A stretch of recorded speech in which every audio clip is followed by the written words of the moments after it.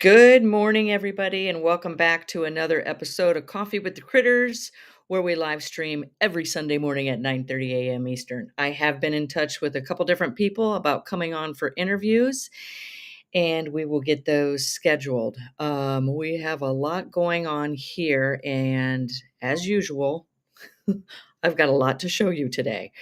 So it's important that I stay on track. For those that are new, my name is Laura Joseph, owner of the Animal Behavior Center. We are an international educational center where we teach people all over the world how to empower animals through the science of applied behavior analysis and positive reinforcement. In summary, we help you improve the quality of lives of animals through understanding the science of behavior known as applied behavior analysis. Um, and we help people understand how to modify those behaviors, how to interact with the animals using applied behavior analysis and positive reinforcement, and focus on enrichment, which is a topic of today, which enrichment is it's the foundation behind everything we do. So if you want to learn more about our services, you can find those on our website, theanimalbehaviorcenter.com.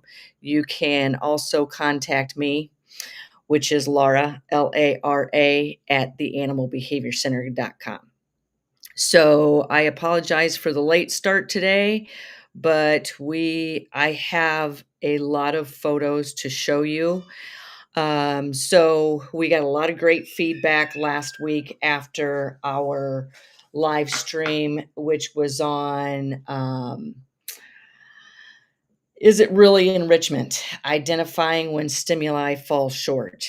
Um, so it was suggested that I do a follow up live stream showing people what to look for and understanding what they're looking at. So I went through just real quickly, not real quickly, it was real slowly, which is why I'm late, and pulled up some photos of different species of animals, um, what behaviors look like that cause those little red flags to go up. And you always hear me talk about little red flags. Good morning, everybody. And those little red flags are, what's that behavior? So I want to show you some examples of what I'm looking at. And those little red flags don't necessarily mean something's wrong. What I want to do is prevent those from turning into big red flags.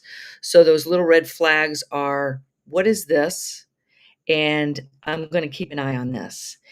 And I fill out behavior assessments, write them out, and I will write out behavior modification forms to show if those little red flags start turning into more behavior concerns. We are now, instead of just keeping an eye on it, we are documenting to make sure it doesn't progress. So we even have some of the little red flags here with some of the animals we have at the Animal Behavior Center. There are education ambassadors. So let me show you. Okay. So let's start with I wanted to say also, some people don't understand what they're saying, what they're seeing. Let me tell you some common things I hear, like when animals pace. It's common for, and it's not common. It shouldn't be common, but it's more common to see some animals pace. Um, And one of those animals that are common to do repetitive behavior are bears. Like with polar bears, what I'm looking for is if they swim underwater and do a certain repetitive swim, such as going underwater, doing a backflip, touching a particular rock, swimming underwater, touching another rock, going back and doing the same thing all over again. It's those patterns that catch my eye and be like, we have some things here that need to be addressed. So after we rule out the medical, then we focus on putting behavior modification plans in place, which include enrichment, and training is part of that enrichment. One of the repetitive behaviors we have here at the Animal Behavior Center, and it's constantly on management, and it can be due to several different reasons, which is, and it's Rocky, our Moluccan cockatoo, does this flip in his cage. And a lot of times, certain vocalizations will be added into that. We do we have behavior modification plans in place, but it's on a management plan because sometimes there's those cues that they start rising again. And it's those distant antecedents that are the little red flags. That is a communicator to me that something is missing here. We don't want this we don't want this going any further. Um, so, and one of the most concerning that I see is an animal that just sits or perches there and doesn't interact with its environment. Which could be enrichment, could be me, social interaction, um, apathy, lethargy is That's not a little red flag to me. That is a huge red flag to me. Good morning, everybody. So let's go ahead and start with some of these photos. So I took this photo to show you a couple of different things. Some people may see this. This is Stan, our ambassador fish, that we brought in through our nonprofit, the Sam I Can Foundation. A lot of people will just see a fish swimming in the tank. Okay, let me tell you, my eyes have been opened, and I hope to open the eyes of others because a lot of times people think this is just what they do. I just want to stay on track with my notes because there's a couple key points I want to make sure I don't miss. It's just a fish swimming in a tank because that's just what they do. Through my training with Stan, it has opened my eyes on all he can do. And what I don't want to see anymore is just a fish swimming in a tank. So through his training, we have trained him to target, touching a target stick. Through that target training, it's more of a distant photo, but if you can see, he's swimming through a hoop. The training that I'm doing with him is opening my eyes to, we really need to bump up the enrichment here. Stan is deserves so much more than just swimming in a tank. Here is a photo of me targeting him to my hand, which is how I taught him to back up on cue. I believe oh, nope, this is my last photo. So it's my last photo with fish, but my point is when we train them, for me, when I am training an animal, I am seeing their full potential. I'm probably not even seeing the full potential of what they can do, but what it shows to me is so much more I need to be doing with these animals because they're capable of so much more. And I learn what they're capable of through training. And then, like I said, I am constantly raising that bar. To help show people when we know better, we can do better. Never stop trying to do better. I never stop trying to do better. And why I showed this photo is because since our move, a lot of our animals haven't been trained or as regularly as they're used to, and they're missing that enrichment. And I'm seeing behavior issues start to arise as a result of it. I was just talking to Lindsay Douglas about it yesterday. I was like, we got to get back on track here. We're seeing some animals starting to be a little stressed due to their enclosures are full of all kinds of enrichment, but one thing that's missing is our training. And that proves to me how effective training using positive reinforcement and applied behavior analysis can be with these animals. And this is a photo I took from a training session I just had yesterday with Stan. Anticipatory behaviors. You'll understand what those look like when you start engaging through training. And what was really cool is I'm dropping in food because I want to make sure I am not negatively reinforcing his behavior of interacting with me through training, meaning um, I want to make sure he's training because he wants to. So I'm dropping in all kinds of food, and he's still sitting there waiting. And that tells me, okay, training. And the answer is yes, but that answer isn't answered until the training has started and he starts engaging. And then I'm like, yes, it's the training. This is a part of his enrichment. Um, so next I wanted to show, um, I'm not saying these are little red flags because this is a lemur resting, and this is what I'm looking at when I'm looking at any species of animal. I'm watching, I'm like, okay, they're resting. What are they looking at? Um, and then I may walk away and I'll come back an hour later. Okay, they're still resting. Little red flag. They're still laying in the same position. Um, and then come back an hour later. Are they still resting? This is the apathy, lethargy, um, not interacting in their environment or engaging with their environment. That this little red flag has now turned into a moderate red flag, probably getting ready to turn into a big red flag. I don't want it to be a big red flag. Lisa says, I think you need an octopus. Believe me, there's plenty of people that want me to have an octopus. Um, we've got to get some ducks in a row before we get there.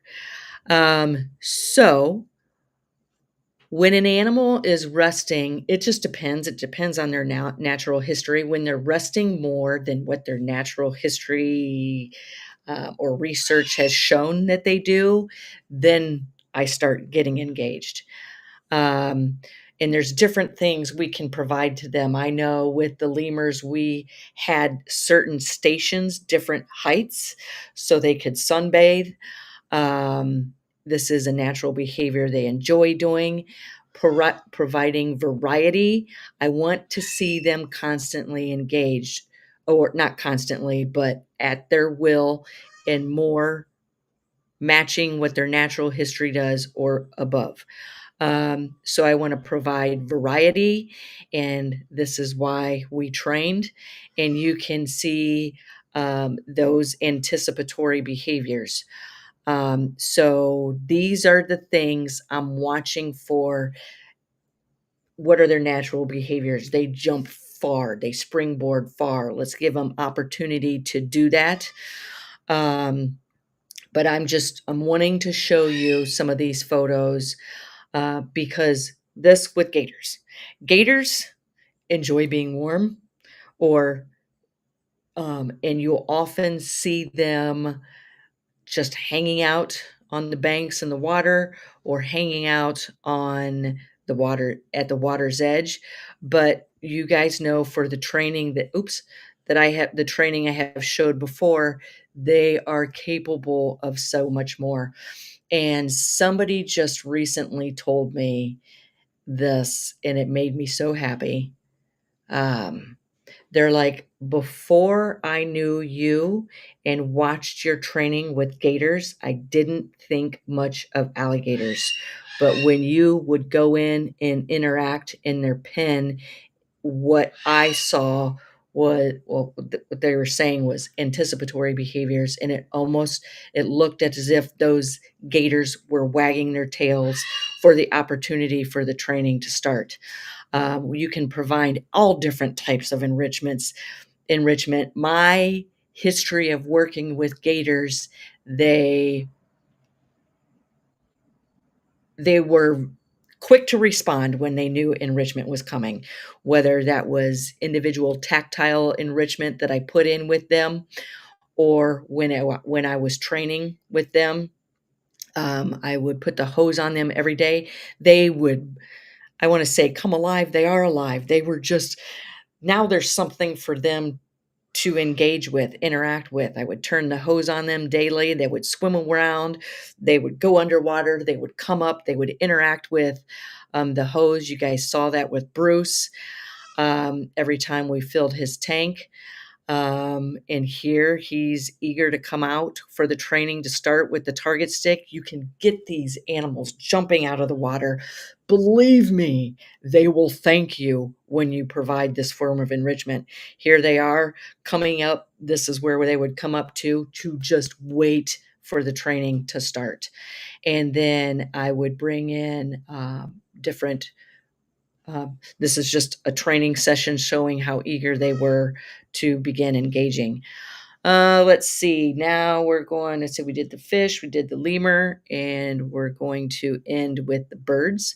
So I always tell people the more intelligent the animal, the harder it is to keep. What does keep mean? Keep means keeping healthy, keeping medical records, keep taking them to the vet, keeping them nutritionally sound to prevent health issues, which usually lead to behavior issues, which can lead to death with any species of animal. Keep means keeping them enriched, keeping them engaged, keeping them interacting, keeping records. So when we're talking about birds, this is a picture of a bird that I was called in that was starting to mutilate after months after little red flags had gone off. I wasn't there, so I wasn't aware. But when we lack enrichment, it can lead to behavior issues, um, which often turn into abnormal repetitive behaviors, which are they're not functionless. They're usually coping mechanisms due to lack of enrichment, or lack of medical or nutritional care, or all the above. Um, so this can be prevented. Um, I'm showing a picture of an Amazon because so common in the parrot world, people call these animals perch potatoes. Amazons. No, they're not. Amazons fly up to 40 miles a day in the wild for numerous different reasons. So when we take a one way, if a natural behavior is taken away, it better be replaced with another one. Um, if not, it'll be replaced and you're probably not going to like what you see. So, speaking of Amazons, remember Sam, the blind Amazon who had both of his fully flighted blind Amazon who had both of his eyes removed? He is the reason we started our nonprofit, the Sam I Can Foundation. The minute we got here, boom, we opened up his cage door and we began. I mean, even before he got here, during my traveling, bringing him here, I was getting him out and engaging with him. Sam became very interactive with his environment, and it didn't stop there. We did more with Sam in 6 months than he probably had in his whole life. And that's not judging, pointing fingers. That may be because people don't know. People don't know what else to do. Well, that's what we're here to help you with. This is an active. This is Rocky. I just took a picture of him a couple of days ago, taking a shower in his aviary. Being outside, bathing is a form of enrichment, but definitely not limited to. We're taking, these are high energy animals. When you're working with a high energy animal, you better have behavior plans in place. So Barb sent these to me. She's a volunteer that makes the amazing enrichment. Um, uh, and this is before and after photos of some of the enrichment she made. On the left, looks like this is on a stainless steel skewer. I wanted to show you some of the enrichment that we make. Um, there are 4 stuffed pickleballs within that black plastic container. And this is a way we incorporate choice, control, and complexity into our enrichment. Good morning, Corey, over there at Rhode Island Parrot Rescue. Um, this is a way we incorporate shaping complexity, because the same old enrichment gets really boring and can lead to behavior issues. So the photo on the right is what it looked like 24 hours later. And I don't know which bird interacted with this. Um, this is probably a Rico enrichment. On the left, she took two 2x6s and drilled them together, bore holes on each side, and making the animal work for whatever is behind those other enriched barriers, keeping the animal interactive. Because I remember one time I walked in, I told Barb, I showed her, I said, "See Rico on the ground?" And she's like, "Yeah." I said, "Let's make enrichment to keep him off of the ground." Because when Rico lacks enrichment, his nesting behaviors increase, and those nesting behaviors usually start with him going onto the ground. So those are little red flags. It becomes a big red flag when 24 hours goes by and that animal's still on the ground nesting. Um, so she obviously did a very good job. I do want to point out that we can make too big of steps. We talk about this all the time in our memberships. When you take too big of steps in your shaping plans, and yes, we do shape complexity through all of our enrichment, it can actually positively punish um, the behavior of the animal engaging with that enrichment. So just those are little red flags to watch for too. When you're providing enrichment and you're increasing complexity, is the animal um, is the animal interacting with it? If it's abandoned it, especially after 24 hours and it hasn't interacted with, get it out, rework it. So be careful of making it too complex too fast. So here is Tim says, the very first time I watched Laura, she said, "If we know better, we do better." That's been over 6 years ago. My, how time flies.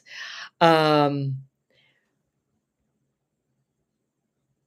this is DC, who is one of the animals that is not with us now, that is being held off location since our move. He is one of a few animals that's not with us that is being held until we make our next move. So on the left, it looks like a to-go container, and each animal is its own individual. What Oh, that reminds me of something I wanted to say from my notes from last week. So why do animals not engage with enrichment? It can be for several different things, and I'm just going to touch on 5, which needs to be researched a lot more. Poorly designed enrichment, not aligned with the animal's natural history or needs, or what I say is individual enrichment. You cannot make one piece of enrichment for all lemurs. It has to be made on the individual lemur, on the individual animal. Lack of variety, which we talked about yesterday. Insufficient challenge, too easy, can positively punish the behavior of interacting with the enrichment. Social factors, stress, stress of the person taking care of it, the animal it can hear but can't see, the animal it can see, and misunderstanding of the species preferences, assuming what is enriching for one species works for all. Boy, I got a lot of notes. So let's see. So this is what it looked like an hour later. Oh, that's what it looked like an hour later on the right side. And this is a photo of DC right in the beginning of him getting ready to destroy the hell out of that out of that piece of enrichment. So with that being said, I think I need to turn this into a webinar because I can go so much deeper. And I'm going to dive deep into this, into our advanced membership. So, a couple things I wanted to say. Um, in an upcoming episode, I think I'm going to have on how to assess and improve enrichment effectiveness. Let me know if that is something of interest. I also wanted to say next weekend we got something big happening. Um, and I also have a guest coming to town, so I may take an episode off, I might not. I might not be able to. So make sure you're on our email newsletter list, and I will make sure you have plenty of time to announce so I can announce that. Um, so with that being said, if you've liked what you've seen here, take a look at our website because October is packed with live drop-in classes with on a lot of different topics. Um, you can find out more about what all we offer on our website. There you will find other services that we offer. And don't forget to pay attention to our nonprofit, the Sam I Can Foundation. It is about to blow up. Um, and you're going to see a lot more of these animals over there as well. And with that, I want to say thank you for attending, and I will see you guys very soon. Have a great weekend. I got to run because this is the day of my GSD team. Anybody want to post what GSD means for us? Go ahead, but we got a lot of work to do, and we will fill you in. Take care, everybody.